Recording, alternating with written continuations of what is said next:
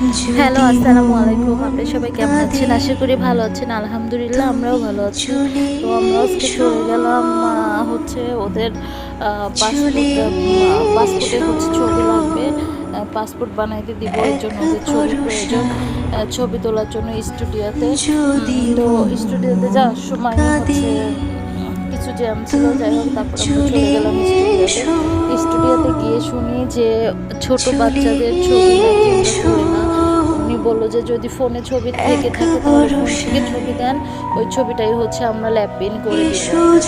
যেহেতু ওরা স্থির থাকে না, ওরা ছোট মানুষেরা খুবই ছোট, তো যার জন্যে হচ্ছে ওদেরকে চাইলে ওইভাবে ছবি তোলা যায় না। তো যাদের বাচ্চা আছে তারা এই চিন্তা করবেন না, তারা ফোনে ছবি তুলে নিয়ে তারপরে হচ্ছে যাবেন ল্যাব প্রিন্ট করানোর জন্য। আর যেহেতু সাদা ড্রেস পরেছিল, চেয়েছিলাম সেম সেম ড্রেস পরা ছবি